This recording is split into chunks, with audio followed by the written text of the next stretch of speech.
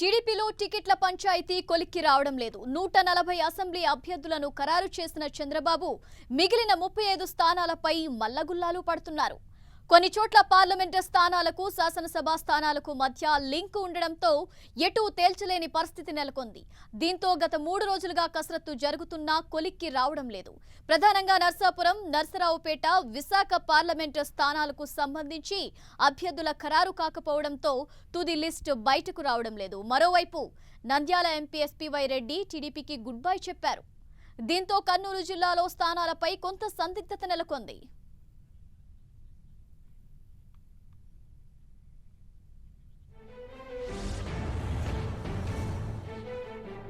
Right, AP politics కి సంబంధించిన మరింత విశ్లేషణతో మా ఏపీ ఇన్పుట్ ఎడిటర్ రవి సిద్ధంగా ఉన్నారు. రవి, ఝాన్సీ, మనం చూస్తే కనుక అంటే ఈ రోజు నుంచి నామినేషన్ల పర్వం కూడా మొదలైంది. అంటే రాష్ట్రంలో నోటిఫికేషన్ రావడంతో ఈ రోజు నుంచి నామినేషన్లు వేసిన ఘట్టం కూడా మొదలైంది. అయితే చూసుకుంటే కనుక వైసీపీ ఇప్పటికే 175 అసెంబ్లీ కానీ మరోవైపు 25 ఎంపీ స్థానాలు ఒకేసారి నిన్న జగన్మోహన్ రెడ్డి ప్రకటించారు. అంటే ప్రచార పర్వంలో కూడా ఆయన దూసుకుపోతున్నారు. మరోవైపు టీడీపీ చంద్రబాబు నాయుడు కూడా ఇప్పటికే అంటే దాదాపు 141 స్థానాలకి అసెంబ్లీ స్థానాలకి పేర్లు ప్రకటించడం జరిగింది. అయితే అందులో ఒక నెల్లూరు రూరల్కి సంబంధించి ఆదల ప్రభాకర్ రెడ్డి ఇప్పటికే వైసీపీ తీర్థం పుచ్చుకోవడంతో అక్కడ నుంచి ఎంపీగా పోటీ చేస్తున్న నేపథ్యంలో 140 సీట్లకు మాత్రం ఇప్పటివరకు టీడీపీ ఖరారు చేయగలిగింది. మరో 35 మాత్రం పెండింగ్లో ఉన్నాయి. ఇంకోవైపు ఎంపీ స్థానాలకు సంబంధించి కూడా ఇప్పటివరకు టీడీపీ నుంచి అంటే లిస్ట్ అయితే బయటికి రాలేదు. దీనికి సంబంధించి చూసుకుంటే కనుక దాదాపు చాలా పీఠముళ్ళు ఉన్నాయి. అంటే లోక్సభ స్థానాలకు, అసెంబ్లీ స్థానాలకి మధ్య లింకు కొన్ని చోట్ల ఉండడం కానీ, మరోవైపు అభ్యర్థుల ఖరారులో అంటే 2-3 పేర్లు ఉండడం కానీ, అంటే చాలా బలమైన క్యాండిడేట్లు ఆ స్థానాల్లో ఉండడంతో చంద్రబాబు చాలా తలనొప్పిగా మారింది.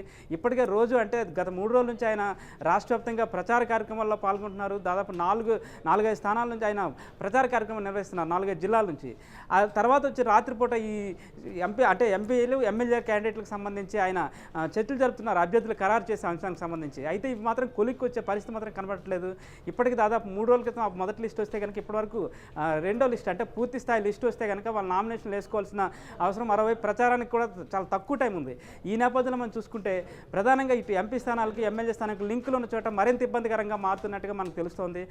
మనం ముఖ్యంగా చూసుకుంటే విశాఖ పార్లమెంటు స్థానానికి సంబంధించి ఇప్పటివరకు అభ్యర్థి ఖరారు కాలేదు. అంటే అక్కడ ఉన్న భరత్ అంటే బాలకృష్ణ అల్లుడు, ఎంవీఎస్ మూర్తి మనోడు భరత్కి సంబంధించి ఓవైపు చర్చ నడుస్తుంది. ఈరోజు కూడా అక్కడ విశాఖలో ఒక మీటింగ్ పెట్టడం జరిగింది గంటా శ్రీనివాసరావు ఆధ్వర్యంలో. అంటే క్యాండిడేట్ అతనికి ఇవ్వాలని చెప్పేసి లోకల్గా ఉన్న నాయకులందరూ కోరుతున్నప్పటికి కూడా అధిష్టానం మాత్రం అక్కడ సామాజిక సమీకరణాల నేపథ్యంలో భరత్కి ఇచ్చే అంశంలో చంద్రబాబు ఆలోచనలు పడ్డట్టుగా తెలుస్తుంది. దీంతో విశాఖకు సంబంధించి ఒక కొలిక్కి రావట్లేదు. మరోవైపు చూసుకుంటే నరసాపురం కానీ, నర్సరావుపేట సంబంధించి పార్లమెంట్ స్థానాలకు సంబంధించి కూడా సుదీర్ఘమైన చర్చ జరుగుతున్నప్పటికి కూడా ఈ స్థానాలకు సంబంధించి కూడా కొలిక్కి రాలేని పరిస్థితి మనకు కనిపిస్తుంది. అంటే ఇంతకుముందు మనం చూసినట్టు రాయపాటి సాంబశివరావుకి నరసరావుపేట ఇస్తారని చెప్పేసి ఒక చర్చ నడుస్తున్నప్పటికి కూడా అంటే వయోభార నేపథ్యంలో ఆయనది కూడా ఇంతవరకు ఖరారు చేసిన పరిస్థితి కనపడలేదు. మరోవైపు అంటే గుంటూరు వెస్ట్కి సంబంధించి కూడా అంటే రాయపాటి మనం రంగబాబుని దించుదామని చెప్పేసి, రంగంలోకి దించుదామని చెప్పేసి చంద్రబాబు ఆలోచిస్తున్నట్టుగా తెలుస్తోంది. అలాగే రాయపాటి కుటుంబం నుంచి అంటే ఆయన తనయుడికి ఇస్తే, రంగబాబుకి ఇస్తే కనుక రాయపాటిని పక్కన పెడతారనే ఒక చర్చ కూడా నడుస్తుంది. ఇంకోవైపు తెనాలి అంటే ఇప్పటికే ప్రకటించినప్పటికీ కూడా తెనాలి స్థానం కూడా మారుస్తారని చెప్పేసి ఊహాగానాలు కనిపిస్తారు. ఇంకో వైపు చూస్తే కర్నూలుకు సంబంధించి ఇప్పటికి కొన్ని పేర్లు ప్రకటించడం జరిగింది. మరోవైపు అంటే కొంతమందిని ఖరారు చేస్తారనే నేపథ్యంలో కూడా అక్కడ చాలా అలజడి రేగుతున్న పరిస్థితి మనకు కనిపిస్తుంది. శ్రీశైలంకి సంబంధించి బొడ్డా రాజశేఖర రెడ్డికి ఇప్పటికే ప్రకటించిన ఆయన పోటీ చేయలేనని చెప్పేసి చంద్రబాబు చెప్పడం జరిగింది. తన సోదరుడికి ఆ స్థానాన్ని ఇవ్వాలని చెప్పేసి ఆయన కోరుతున్నట్టుగా మనకు తెలుస్తోంది. అయితే దానికి సంబంధించి ఏవి సుబ్బారెడ్డికి మధ్యలో అంటే చంద్రబాబు ఆ స్థానాన్ని ఇచ్చే పరిస్థితి కనబడుతున్నప్పటికీ ఆయన సుముఖంగా లేనట్టుగా మనకు తెలుస్తుంది. మొత్తం చూసుకుంటే కర్నూలు సిటీకి సంబంధించి కూడా టీజీ భరత్కి ఆ స్థానాన్ని చంద్రబాబు కేటాయించే యోచనలో ఉన్నట్టు మనకు తెలుస్తుంది. దానికి సంబంధించి కూడా అక్కడ స్థానికంగా కొంత వ్యతిరేకత వ్యక్తమవుతుంది అంటే పార్టీ శ్రేణుల నుంచి. మొత్తం చూసుకుంటే కనుక మొత్తం రాష్ట్ర వ్యాప్తంగా కూడా దాదాపు 35 స్థానాలు, ఒక్కో జిల్లా నుంచి 2-3 స్థానాలను ఆయన చంద్రబాబు ప్రకటించాల్సి ఉంది. వీటన్నిటికి సంబంధించి గతంలో ఎన్నడూ లేని విధంగా చంద్రబాబు చాలా అంటే ఇబ్బందికర పరిస్థితులను ఎదుర్కొంటున్నట్టుగా మనకు తెలుస్తోంది.